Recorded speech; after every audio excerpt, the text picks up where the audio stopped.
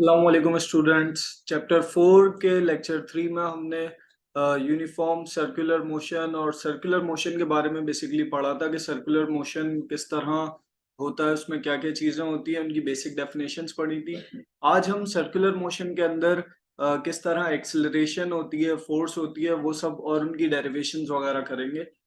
तो आज का लेक्चर इस चैप्टर का थ्योरी का लास्ट लेक्चर होगा। इसके बाद हम न्यूमेरिकल्स की तरफ जाएंगे। और तो चलते हैं बस लेक्चर की तरफ। मैं आपका physics instructor Syed Rabeed bin Azam from we tuitions. As you all know, we tuition Pakistan का first free of cost online learning platform है, जहां आपको ना सिर्फ अपने लेक्चर्स के हिसाब से वीडियो प्रेजेंटेशन अपने सिलेबस के हिसाब से और इसके अलावा नोट्स, इंस्ट्रक्टर के खुद से लिखे हुए नोट्स बहुत इजी वर्डिंग में, और इसके अलावा क्विजेस जिनसे आप अपनी एग्जाम्स की तैयारी बहुत इजीली कर सकते हैं। सब कुछ बआसानी मिल जाता है। तो चलते हैं अपने इस लेक्चर की तरफ। इस लेक्चर को बहुत इजी बनाया गया है ताकि इजीली चीज़ें समझ आए। इजी एग्जाम्पल्स के जरिए समझाने की कोशिश की गई है। तो ये हमारी आउटलाइन है। सबसे पहले हम टेंजेंशियल वेलोसिटी पढ़ेंगे, उसके बाद द पीरियड। पीरियड क्या होता है? सेंट्रीपिटल एक्सेलरेशन, सेंट्रीपिटल फोर्स, और कुछ important relations between linear and angular motion. Tangential velocity सबसे पहले देखते हैं। ये एक सर्कुलर रोड है। इसको आप एक राउंड अबाउट भी कह सकते हैं, जिस तरह हमारे चौरंगी होती है, राउंड अबाउट होता है। यहाँ एक गाड़ी ऐसे मूव कर रही है, बहुत बुरे तरीके से मूव की है, लेकिन just for the sake of example ये यहाँ इस तरह बताया गया है। आई होप के कॉन्सेप्ट डिलीवर करने के लिए गुड इनफ एग्जांपल है। तो ये इस तरह मूव की है, तो ये जो इसकी मूवमेंट है इन सर्कुलर डायरेक्शन, इस दौरान जो इसकी वेलोसिटी रहेगी वो कहलाएगी टेंजेंशियल वेलोसिटी। जब आप कोई ऑब्जेक्ट सर्कुलर पाथ में मूव कर रहा हो तो उस दौरान जो उसकी वेलोसिटी होती है वो कहलाती है टेंजेंशियल वेलोसिटी। और जो उसकी डायरेक्शन होती है वो होती है towards the centre of the circle या सर्कुलर पाथ। तो ये थोड़ी सी मैंने डेरिवेशन की है यहाँ पे, जो कि आपकी बुक में वैसे तो शामिल नहीं है, लेकिन बहुत इजी सी है। दो तीन स्टेप्स हैं हार्डली, और ये समझने के लिए बहुत आसान है। तो ये हमारी सर्कुलर मोशन थी, और इसकी डायरेक्शन आप अगर देखें तो टुवर्ड्स, ये टेंजेंट हो रहा है, टेंजेंट टुवर्ड्स सर्किल से टेंजेंट होता हुआ जा रहा है। टेंजेंट हम बेसिकली उस लाइन को कहते हैं जो सर्किल को किसी भी पॉइंट पे टच करती हुई जाए, जैसे ये लाइन जा रही है। तो यहाँ से हमारी गाड़ी स्टार्ट हुई थी। उसको जाना वैसे तो आइडियली ऐसे स्ट्रेट चाहिए था, क्योंकि उसकी डायरेक्शन ऐसी थी, लेकिन ऑब्वियसली ड्राइवर जब चला रहा है गाड़ी तो वो रोड्स के हिसाब से चलाएगा। अब रोड सर्कुलर है तो उसने सर्कुलर डायरेक्शन में मूव कर दिया आगे ले जाके। तो अभी हम अगर यहाँ तक सिर्फ स्टडी करें इसका, एट एनी पॉइंट हम कोई भी किसी एक पॉइंट पे स्टडी करें तो उसकी जो डायरेक्शन होगी वो स्ट्रेट होगी, और लेकिन हमारा पाथ तो सर्कुलर है। तो कुछ इस तरह का हमारा सिनेरियो बनेगा जिस तरह ये यहाँ डायग्राम में शो किया गया है। तो जो सेंटर होगा हमारा सर्किल का, उसको हम आर रेडियस कंसीडर करेंगे, और ये हमारी average angular velocity, as we all know, जैसे हमने लास्ट लेक्चर में भी पढ़ा था, delta theta upon delta T. Theta यहाँ एंगल है। अच्छा, लीनियर वेलोसिटी जैसे हमें पता है, जो हम सिंपल वेलोसिटी निकालते हैं वो होता है distance upon time, change in distance upon change in time. और S equals to R theta का हमने पढ़ा था। जब एक सर्कुलर पाथ हो तो उसका जो डिस्टेंस है वो निकालने के लिए हम R into theta, angle into radius use करते हैं। तो इसके हिसाब से अगर हम देखें तो ये जो v की वैल्यू है, अगर हम ये s की वैल्यू यहाँ पुट कर दें आर थीटा, तो v की वैल्यू क्या बन जाएगी इस हिसाब से? आर डेल्टा थीटा, जो चेंज इन एंगल, जो एंगल में चेंज आया, सिर्फ डेल्टा थीटा लगा दिया, बाकी जस्ट यही वैल्यू हमने इस s की जगह पुट कर दिया।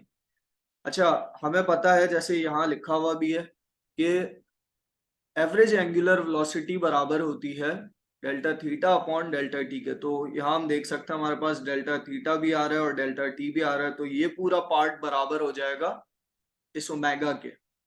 इसको ग्रीक लेटर ओमेगा से, जो मैंने लास्ट टाइम भी बताया था। तो ये हमारी फाइनल इक्वेशन है जो कि हमारी बुक में दी हुई है। इसको बिल्कुल इसी तरह दिया हुआ है, जस्ट कोई प्रूफ करके नहीं दिखाया हुआ मैंने, फिर भी आप लोगों को इसको प्रूफ करके दिखा दिया समझने के लिए, ताकि कॉन्सेप्ट आपका बिल्डअप हो। तो ये हमारी फाइनल रिलेशन रहेगी। वेलोसिटी हम जो निकालेंगे, टेंजेंशियल वेलोसिटी, वो बराबर होगी आर डॉट ओमेगा के, और ओमेगा यहाँ एंगुलर वेलोसिटी के बराबर होता है और आर रेडियस के बराबर होता है। तो चेंज इन टेंजेंशियल वेलोसिटी, हमें पता है चेंज इन टेंजेंशियल वेलोसिटी किसके बराबर होगा। चेंज किसी भी चीज का निकालना होता है तो हम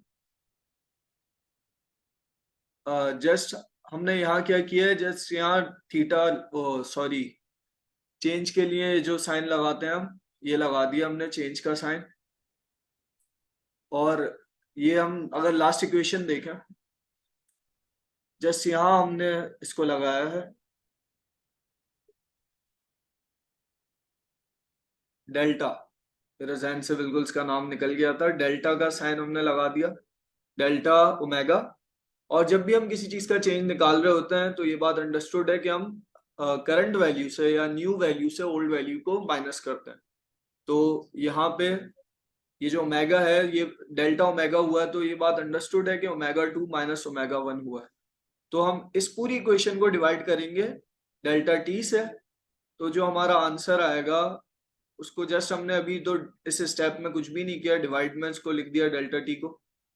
अच्छा, टाइम पीरियड बहुत स्मॉल है। जब मैंने लास्ट लेक्चर में भी इंस्टेंटेनियस का कॉन्सेप्ट पढ़ाया था, तो जब टाइम पीरियड हमारा बहुत स्मॉल है तो जस्ट इसको लिमिट टाइम टेंस टू 0 लेकर हम इसको लिख देंगे एज इट इज, और कुछ भी इसमें चेंज नहीं किया हमने। ये हमारी एक फाइनल रिलेशन निकल गई। इसको एक दफा फिर देख लेते हैं। ये हमारी फाइनल रिलेशन निकल गई जो कि है टेंजेंशियल वेलोसिटी की रिलेशन। अच्छा, टाइम पीरियड, टाइम पीरियड क्या होता है? आपने अक्सर पेंडुलम देखा होगा, जो इस तरह अगर हम उसको छोड़ दें वैसे मूव करता रहता है। तो पेंडुलम की जब मूवमेंट एक पूरी कंप्लीट हो जाए, रेवोल्यूशन, तो उसे जितने टाइम में वो कंप्लीट होती है तो उसको हम कहते हैं ये इसका टाइम पीरियड है। इसी तरह कोई और चीज जो कि सर्कुलर पाथ में घूम रही है, उसका एक रेवोल्यूशन कंप्लीट हो जाए तो वो उसका टाइम पीरियड कहलाता है। जिस तरह अर्थ का एक रेवोल्यूशन अराउंड सन 365 डेज में कंप्लीट होता है, जिसको हम एयर कहते हैं, तो वो भी टाइम पीरियड ही है। The time required to complete one revolutions की डेफिनेशन बहुत सिंपल है। एक एग्जांपल क्लॉक की, ये अगर सेकंड्स का जो कांटा है उसको पूरा एक रेवोल्यूशन अपना करने में 60 सेकंड्स लगते हैं, जिसको हमने 1 मिनट कंसीडर किया हुआ है, जिसको एज अ स्टैंडर्ड हमने कंसीडर किया हुआ है 1 मिनट। अच्छा, हमें पता है कि डिस्टेंस बराबर होता है v इंटू टी के। ये इंपॉर्टेंट डेरिवेशन है, आपके बुक में भी मौजूद है। डिस्टेंस बराबर होता है v इंटू टी के। तो अगर हमें टाइम पीरियड निकालना है तो टाइम को यहाँ अकेला किया, v डिवाइड में चला गया, s अपॉन v बन गया। यहाँ s मतलब डिस्टेंस, v मतलब वेलोसिटी। तो अगर आप नेक्स्ट स्टेप देखें तो यहाँ हमारे पास डिस्टेंस क्या है, ये कितनी एंगल पे घूम रहा है। अगर आप गौर करें, पूरा एक सर्किल है, तो पूरा एक सर्किल होता है 360 डिग्री का। और जो लास्ट लेक्चर में हमने पढ़ा था कि 360 डिग्री इक्वल होता है 2 पाई के, क्योंकि पाई बराबर होता है 180 डिग्री के। और अपॉन वेलोसिटी, एंगुलर वेलोसिटी, यहाँ क्योंकि एंगल का फैक्टर आ रहा है तो एंगुलर वेलोसिटी ओमेगा के बराबर होती है। तो जस्ट हमने इसकी जगह 2 पाई लिख दिया एस की जगह, और वेलोसिटी की जगह ओमेगा लिख दिया।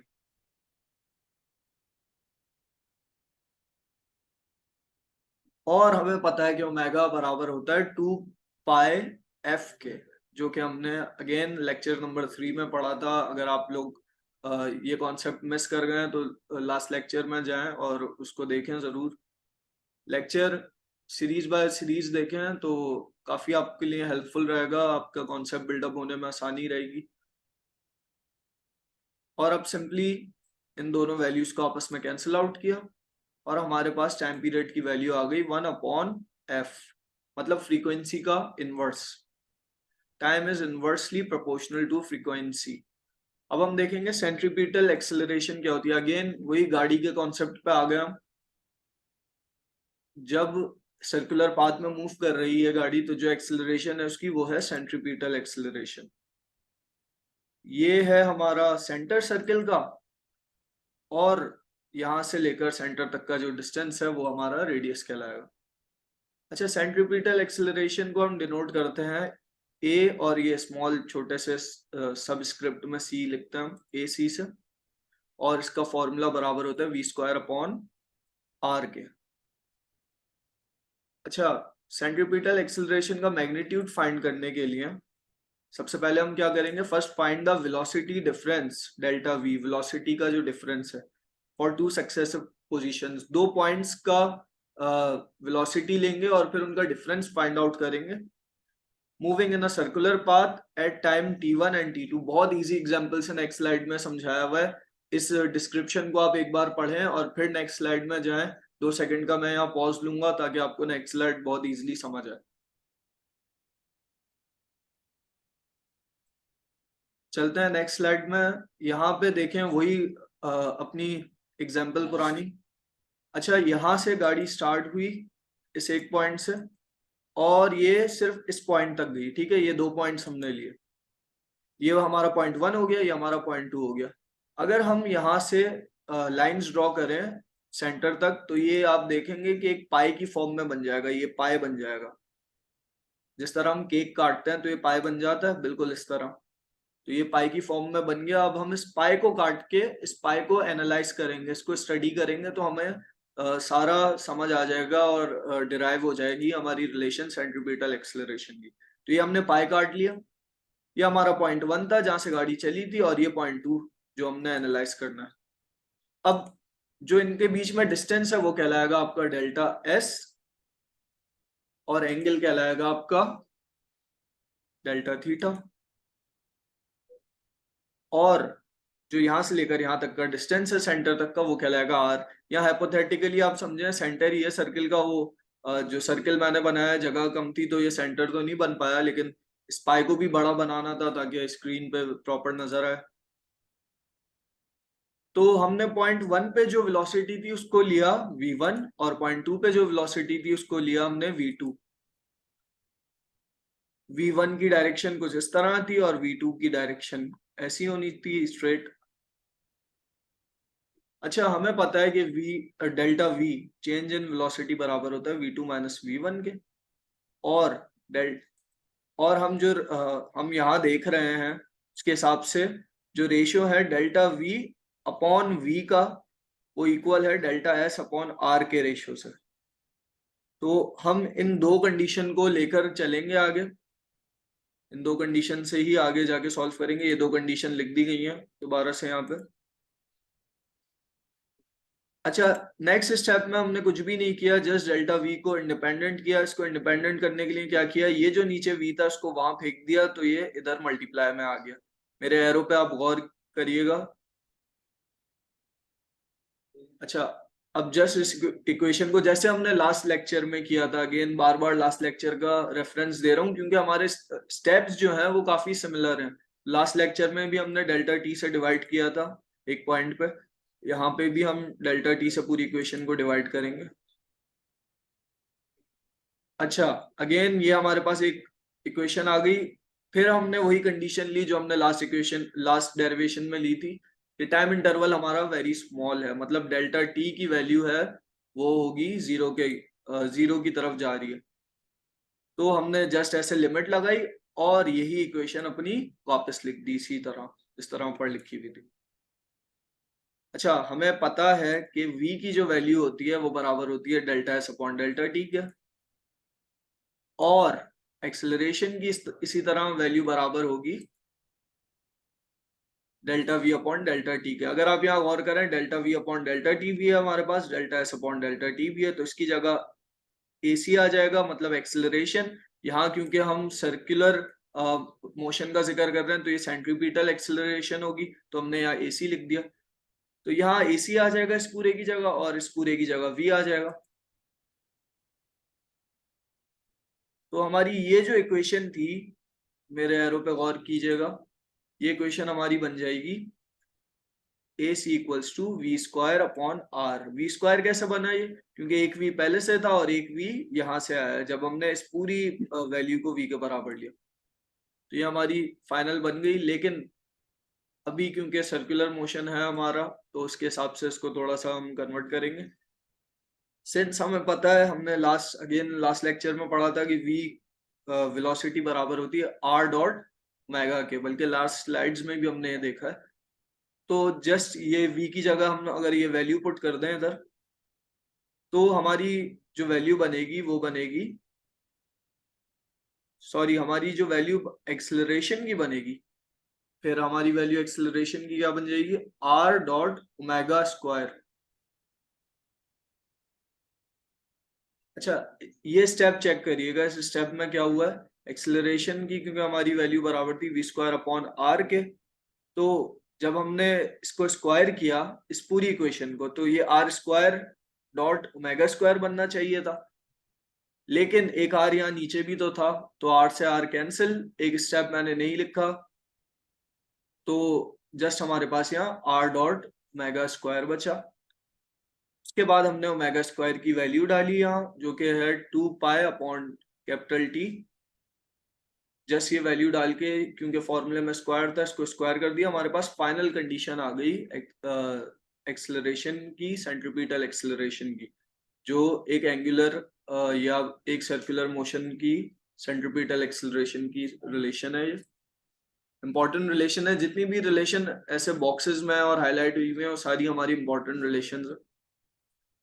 ओके, नेक्स्ट हम देखते हैं रिलेशनशिप क्या है टेंजेंशियल एक्सेलरेशन और सेंट्रीपिटल एक्सेलरेशन में।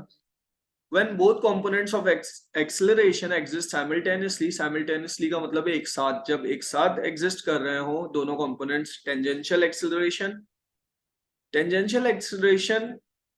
is tangent to the circular path। जैसे मैंने बताया था कि सर्कुलर पाथ के टेंजेंट होता है, उसको, उसकी जो डायरेक्शन होती है वो सर्कुलर पाथ से टेंजेंट होती है, सर्कुलर की ही डायरेक्शन में नहीं होती वो।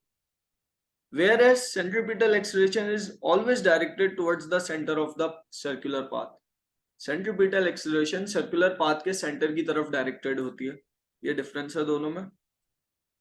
तो अगर ये दोनों कंपोनेंट हमें दिए हुए हो एक साथ, तो हमारी टोटल एक्सेलरेशन इन दोनों को ऐड करके निकलेगी। तो जस्ट हमारी टोटल एक्सेलरेशन निकालने के लिए हम दोनों कंपोनेंट्स को, यानी कि टेंजेंशियल एक्सेलरेशन और सेंट्रीपिटल एक्सेलरेशन को ऐसे ऐड कर देंगे, और इसका मैग्नीट्यूड निकालने के लिए बिल्कुल जिस तरह हम वेक्टर में मैग्नीट्यूड निकालते हैं, दोनों वैल्यूज को आपस में प्लस और उनका होल स्क्वायर।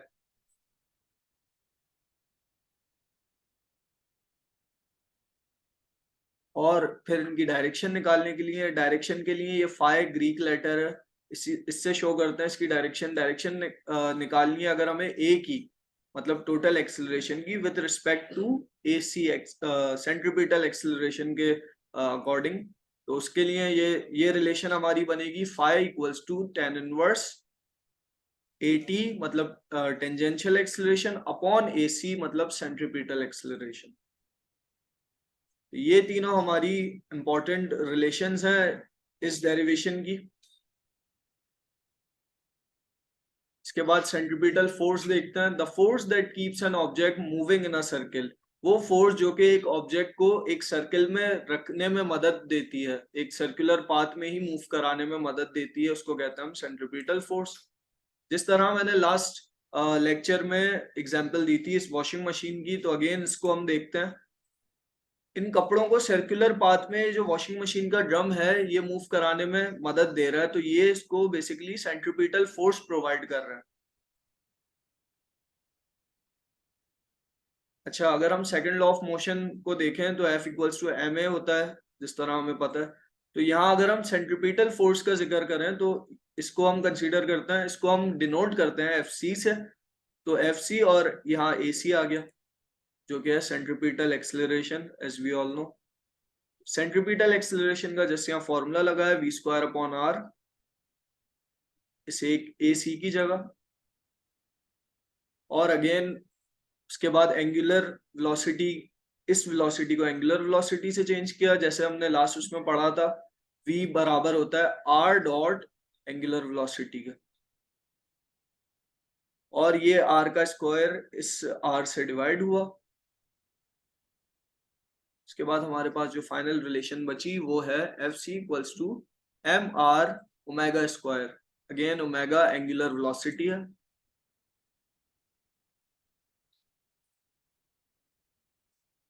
इसमें थोड़ी सी कंफ्यूजन हो सकती है, इसलिए मैं बार बार इस चीज को रिपीट कर रहा हूँ जब भी ओमेगा सामने आ रही है कि ओमेगा एंगुलर वेलोसिटी है, ताकि आपके जहन में बैठ जाए ये बात।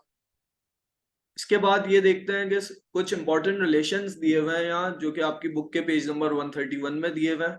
ये रिलेशन है लीनियर एंड एंगुलर मोशन के रिलेशन, और इसमें कोई ऐसी मुश्किल बात नहीं है। सिर्फ आप ये देखें जहां जहां डिस्टेंस है लीनियर मोशन में, वहां एंगुलर मोशन में एंगल है हमारे पास, और इसके अलावा जहां वेलोसिटी है वहां एंगुलर वेलोसिटी है एंगुलर एक्सेलरेशन में। तो यहाँ जैसे आप देख सकते हैं s equals to V T, यहाँ theta equals to omega T. Similarly यहाँ वी एफ, यहाँ ओमेगा एफ, और इसी तरह सारा चल रहा है आगे आखिर तक। इन रिलेशंस को याद करना बहुत जरूरी है, इसीलिए मैंने इतना हाईलाइटेड करके इन्हें लिखा हुआ है। ये आपकी बुक के पेज नंबर 131 में है। इनको ना सिर्फ पढ़ें आप, बल्कि याद रखें, और इनकी मदद से आप एमसीक्यूज, ना सिर्फ एमसीक्यूज बल्कि न्यूमेरिकल्स भी बहुत आसानी सॉल्व कर सकते हैं।